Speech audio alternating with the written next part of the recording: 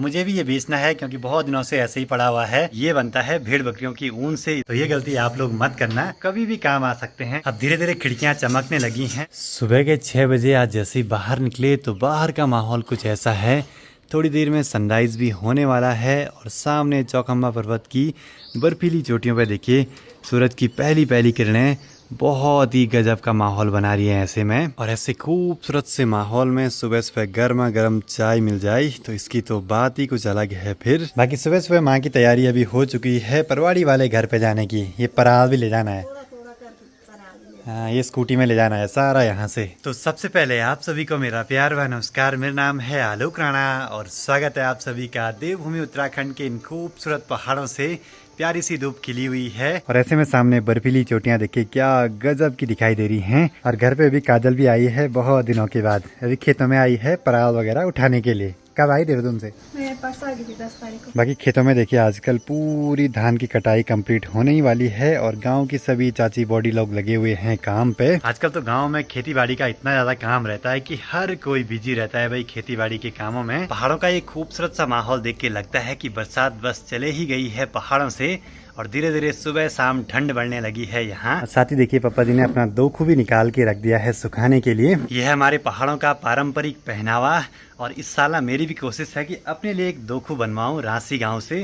तो फिर ये बनता है भेड़ बकरियों की ऊन से। इसको बनने में टाइम भी लगता है और इसको बनाने वाले लोग भी बहुत कम रहते हैं गाँव में, तो फिर एक बनवाना तो पड़ेगा। यूनिक सी चीज़ है, इसको पहन के चलेंगे जहाँ भी जाएंगे ट्रैक वगैरह पे, क्योंकि सर्दी में बड़े काम आता है ये।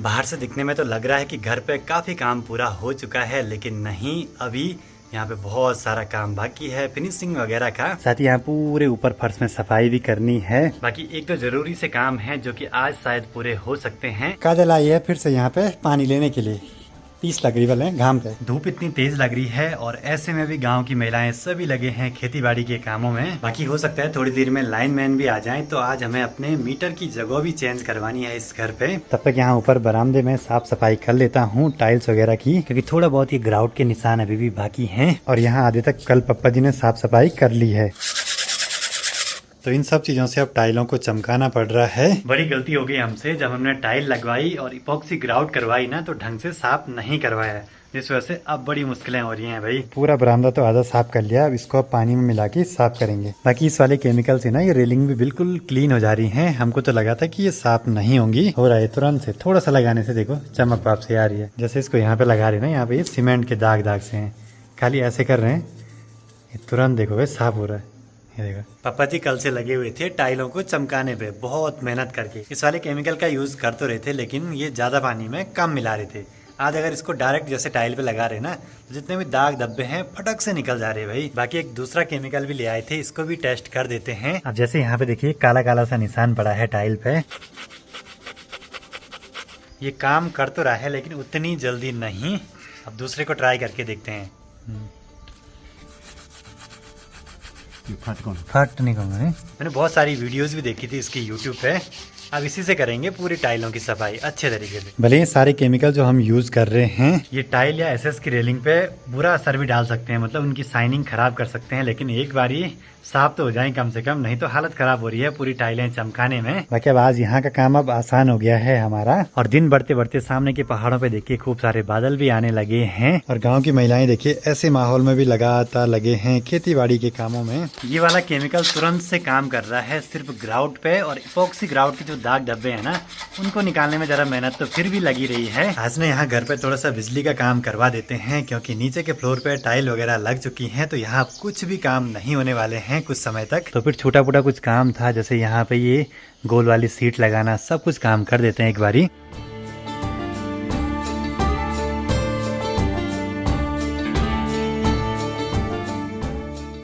चलो जी, बिजली का तो मेन काम हो चुका है, बस थोड़ा सा रह गया है, क्योंकि अब यहाँ कुछ भी काम नहीं होने हैं। तो हमने सोचा ये सीट बल्ब वगैरह सब चीजें लगवा देते हैं। यहाँ पे तोड़ फोड़ हुई थी, नई कटिंग करी थी। अब हमने यहाँ पे एक स्विच सॉकेट का भी जुगाड़ किया है। यहाँ पे मिरर लगेगा तो उसके ऊपर से लाइट का जुगाड़ भी है, एक बल्ब भी रखवाया है ऊपर से। और इधर साइड अभी राउंड सीट लगनी बाकी है इन खाली जगहों पे। और साथ ही यहाँ पे बिजली का मीटर भी है। तो जब लाइनमैन आएंगे तो यहाँ से इसको भी शिफ्ट करना है दूसरी तरफ, तो उनकी परमिशन या डिपार्टमेंट के उससे हम उसको छेड़ नहीं सकते हैं। तो फिर जब वो आएंगे तब ये काम हो पाएगा भाई। पिछली बार हमने कूलर्स का सामान लगाया था और कुछ चीजें ना बचा के भी रखी हुई हैं, स्विच सॉकेट वगैरह, तो वो कभी भी काम आ सकते हैं। कभी कुछ खराब हो गया तो बदल सकते हैं, नहीं तो सेम पैटर्न का सेम कंपनी का मिलना जरा मुश्किल भी रहता है भाई। बाकी आज देखिए इन वाले खेतों में सभी धान की कटाई हो चुकी है, नीचे के बस एक दो खेत रह गए हैं बाकी। फिर जैसे ही श्राद्ध पक्ष पूरा हो जाता है तो उसके बाद सब इन खेतों में हल लगा देते हैं, तो उसके बाद फिर से खेती बाड़ी का काम शुरू भाई। बाकी ना ये स्विच बोर्ड इस बारी हमारे कुछ ऐसे हैं, बिल्कुल प्लेन से दिखेंगे नहीं, जब खोलेंगे तभी यहाँ से थोड़ा सा उभार आएगा इसमें। और पुराने वाले कुछ ऐसे हैं भाई, मतलब पूरे दिखते हैं खुला है या बंद है। यहाँ तो अभी बहुत साफ सफाई जरूरत है भाई पूरे बरामदे में। अब फर्श में हम पानी तो लगा रहे हैं लेकिन फिसलने का भी डर बना हुआ है ऐसे में। पर अच्छी बात यह कि ये एंटी स्किड टाइल है तो फिर ज्यादा फिसलन तो नहीं होगी। बस अब एक किनारे से ढंग से धुलाई कर देते हैं।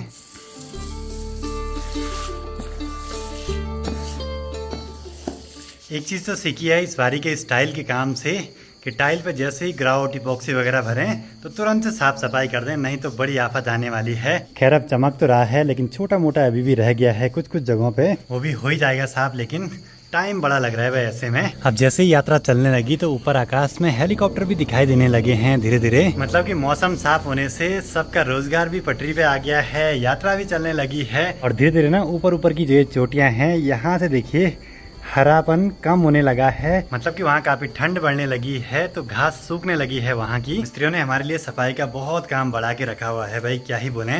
बस आप लोग इन चीज़ों का ध्यान जरूर से रखना।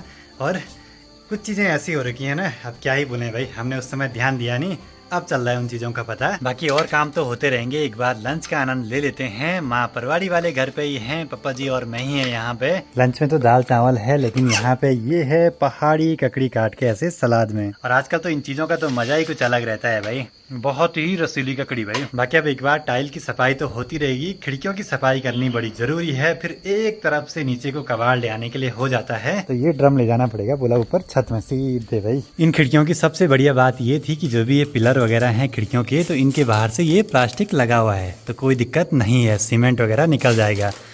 बस इस रेलिंग पे ना कोई भी प्लास्टिक नहीं था और हमने सबसे बड़ी गलती ये करी कि हमने उस समय ये चीज़ें ढकाई नहीं, हमको लगा निकल जाएगा और उनके दाग धब्बे ऐसे चिपके रहे उन पे कि क्या ही बोलें।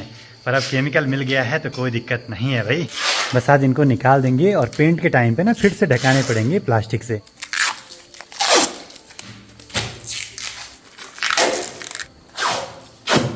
अब धीरे धीरे खिड़कियां चमकने लगी हैं, काफ़ी टाइम लग रहा है इनसे प्लास्टिक को छुटाने में भी। तो जो गलतियां हम कर रहे हैं इस घर को बनाने में, अगर आप लोग भी अपना घर बनवाते हैं तो ये गलती आप लोग मत करना। अब ये वाला केमिकल यहाँ काफ़ी लगने वाला है तो इसको मंगवा दिया है मैंने मार्केट से, अपने कोई दोस्त आने वाले हैं तो प्लास्टिक छूटने में ज़रा टाइम लग रहा है तो एक बार ब्लोअर से उसको गर्म कर देते हैं। तो ऊपर कनेक्शन भेजना पड़ेगा इस तार से। किसी जगह पे प्लास्टिक तो इतना भयंकर चिपका हुआ है कि निकल ही नहीं रहा, काम बन रहा है इससे। तो ऐसे ऐसे जुगाड़ भी करने पड़ते हैं कभी कभी। बाकी घर पे केमिकल भी पहुंच चुका है। सुजान भाई को हमने सीधे डेढ़ा मस्तूरा से मंगाया केमिकल के लिए, यहाँ साथ में बिस्किट भी ले आए हैं भाई।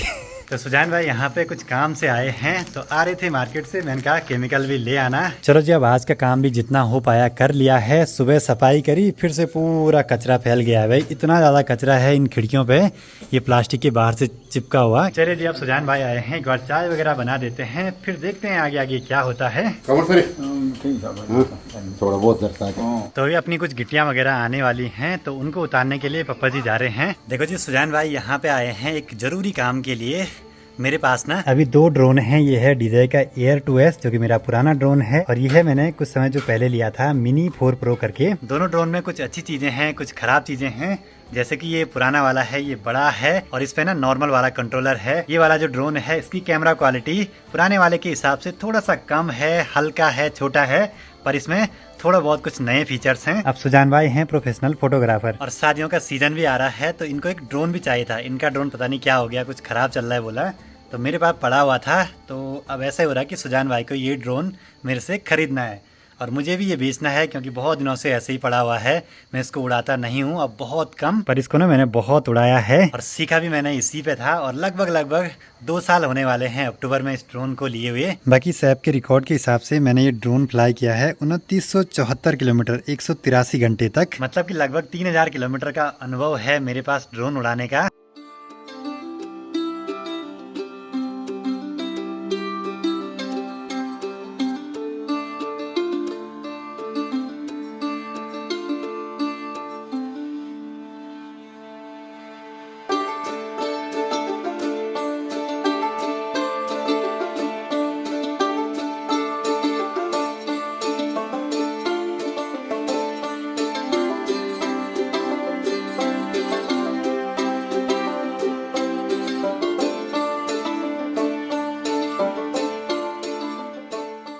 मैंने तो ड्रोन को उड़ा के दिखा दिया है सुजान भाई को। अब थोड़ा सा इसकी टेस्टिंग ये भी कर रहे हैं। बाकी अभी तक देखिए गांव की महिलाएं सभी लगे हैं खेतों में काम करने पे, और कुछ देखिए इतने बड़े बड़े पराल के भारे ले जा रहे हैं अपने अपने घरों की तरफ। शाम के 7 भी बजने वाले हैं। सुजान भाई से डील तो डन हो चुकी है। इस ड्रोन के बारे में मैंने सब कुछ बता दिया है, क्या इसमें कमियां हैं क्या अच्छाइयां हैं। बाकी अब सारा कुछ सामान पैक कर दिया है, ड्रोन का रिमोट वगैरह, बॉक्स वगैरह सब चीजें। तो इस ड्रोन के साथ बहुत सारी अपनी यादें हैं। मैंने मतलब कहाँ नहीं उड़ाया और कितने किलोमीटर नहीं उड़ाया, हर चीज मैंने इस पर सीखी है, ट्राई करी है।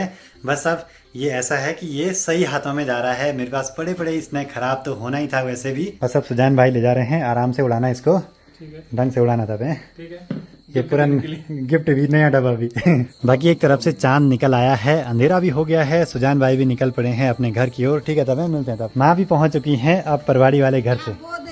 देर क्या क्या, आज पूरा अंधेरा हो गया। पर आजकल ये है ना कि अंधेरा जल्दी हो रहा है, अभी 7 भी नहीं बजे हैं और इतने छोटे दिन होने लगे हैं भाई। तो चलिए जी, अब घर पे सभी पहुँच चुके हैं। पापा जी को कैसे लग रहा है ड्रोन जाने से? खराब नहीं लग रहा है ना। हाँ, पर यह कि वो सही हाथों में गया है। पता ठीक है कि वो भी उसका भी काम है, तो वो शादी ब्याह खींचता है शायद। अच्छा, मानी वो भी उसको भी वो भी कमाएगा थोड़ा बहुत। अच्छी बात है। माँ को बोलता बाकी अब मेरा भी पहला ड्रोन था। मैं तो वैसे चाहता तो उसको कलेक्शन में रख सकता था, लेकिन अभी ना पैसों की जरूरत भी है। तो कभी कभी लगता है कि चीजें अपने पास से निकलती जाएं तो फिर अच्छा ही रहता है। पैसे भी आ जाएं, पैसे कहीं और जगह पे लग जाएंगे। वही तो।